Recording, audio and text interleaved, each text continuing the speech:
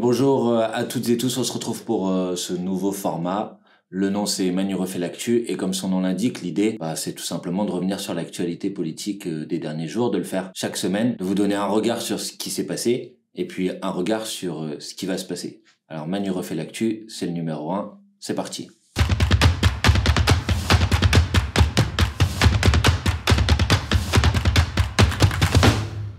Alors cette semaine, on revient bien évidemment sur ce qui s'est passé la semaine dernière à l'Assemblée nationale. Vous le savez, le 8 juin dernier, c'était la niche du groupe parlementaire qui s'appelle l'IOT. Qu'est-ce que c'est une niche parlementaire? C'est le fait que chaque année, à l'Assemblée nationale, un groupe politique dispose d'une journée où il peut décider des textes qu'il a envie d'inscrire à l'ordre du jour de l'Assemblée nationale. Et à cette occasion, le 8 juin, le groupe l'IOT avait pris la décision d'inscrire à l'ordre du jour une proposition de loi pour abroger la réforme des retraites, c'est-à-dire pour annuler le report de l'âge de départ à la retraite de 62 à 64 ans. Cette proposition de loi, bien sûr, on l'avait signée, co-signée avec les députés du groupe l'IOT, avec l'idée que l'Assemblée nationale puisse enfin voter sur cette proposition de loi, puisque le gouvernement avait utilisé l'article 49.3 pour passer en force sa réforme. Et donc on espérait, après une journée de manifestation qui a eu lieu le 6 juin, on espérait le 8 juin pouvoir enfin voter. La vérité, c'est que l'exécutif, le président de la République, le gouvernement se sont rendus compte qu'une majorité de députés avaient l'intention de voter en faveur de l'abrogation de cette réforme des retraites, et donc ils ont magouillé, ils ont manipulé, ils ont triché pour empêcher les députés de voter. Et pour cela, ils ont utilisé un article de la Constitution qui s'appelle l'article 40, qu'ils ont tordu, qu'ils ont déformé pour pouvoir utiliser cet article 40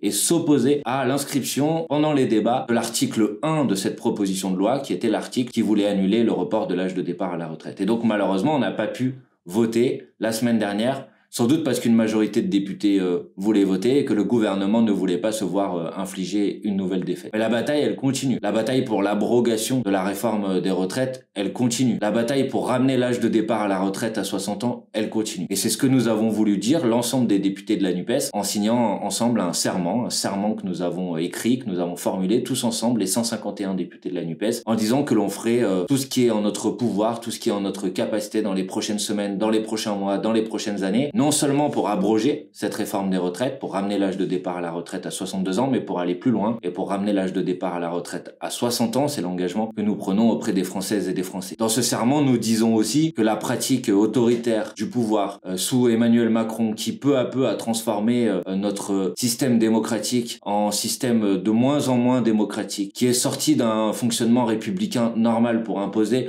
le fonctionnement d'une monarchie présidentielle absolue, qui peu à peu se voit pointer du doigt par l'ensemble des institutions internationales. Aujourd'hui, c'est le Conseil de l'Europe qui dit que le recours à l'article 49.3 est une difficulté du point de vue du principe de la séparation des pouvoirs, qui est un principe garanti dans la Déclaration des droits de l'homme et du citoyen, qui est inclus dans la Constitution de la Ve République. Mais plus généralement, ce qu'on a vu ces derniers mois, c'est que ces institutions, elles sont périmées, elles sont autoritaires et elles permettent à un homme seul d'imposer sa volonté à un pays tout entier. Et donc, bien sûr, il faudra revenir sur la réforme des retraites et l'âge de départ à la retraite à 64 ans. Bien sûr, il faudra revenir à la retraite à 60 ans, mais il faudra aussi tourner la page de cette Ve République et construire ensemble les bases d'une nouvelle République, d'une 6e République, plus démocratique, parlementaire, dans lequel le pouvoir est au Parlement, pas au président de la République, dans lequel le pouvoir est au peuple, à travers notamment l'introduction du référendum d'initiative citoyenne ou la possibilité de révoquer les élus, dans lequel de nouveaux droits sont inscrits dans la Constitution, comme le droit à l'IVG, le droit à choisir librement son genre, le droit à décider librement de sa fin de vie, les enjeux écologiques qui doivent être aussi intégrés au cœur de la Constitution à travers la règle verte, c'est-à-dire l'idée qu'on ne prend pas à la planète chaque année davantage que ce qu'elle est capable de régénérer.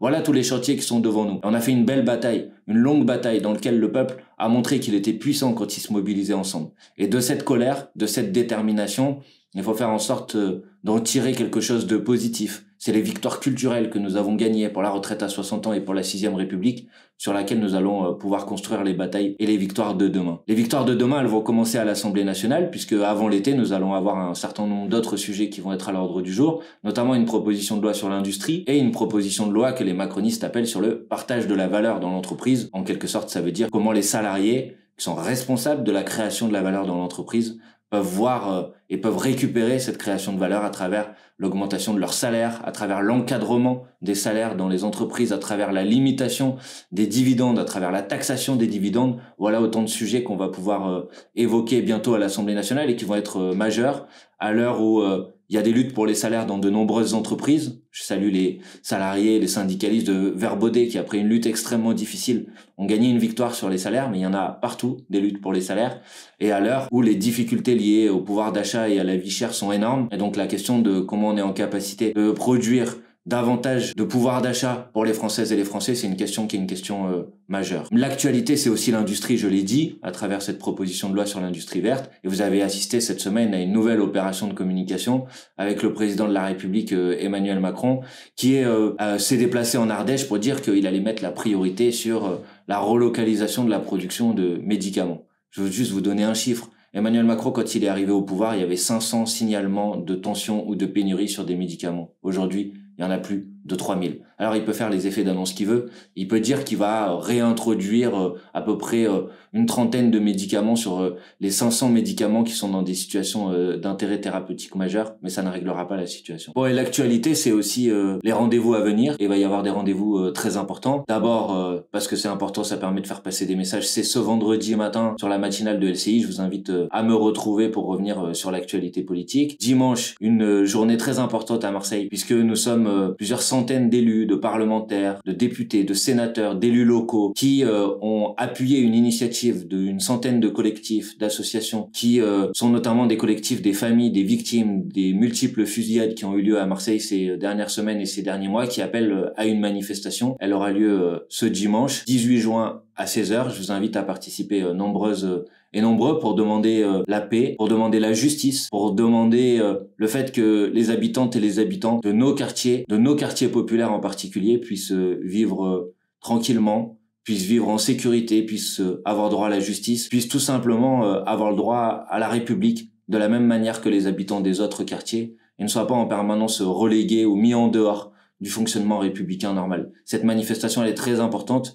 J'y serai, on y sera avec mes collègues, notamment mon collègue Sébastien Delogu qui a été à l'initiative de cette marche, et je vous invite à nous retrouver nombreuses et nombreux. Et puis la semaine suivante, puisque ce fera 1 an que nous avons été élus, et ben ça sera l'anniversaire des 1 an de mandat. Ça permettra de revenir sur ce qu'on a gagné, sur les batailles qu'on a menées, d'en discuter avec vous. Ça aura lieu le vendredi 23 juin au soir à partir de 18h30 à rue Louis Astoin à Marseille. C'est en extérieur. Venez nombreuses, nombreux, ça permettra d'échanger, ça permettra de faire le point, ça permettra de se regonfler aussi d'énergie pour les prochaines batailles. Allez, bye bye, à bientôt et à la semaine prochaine.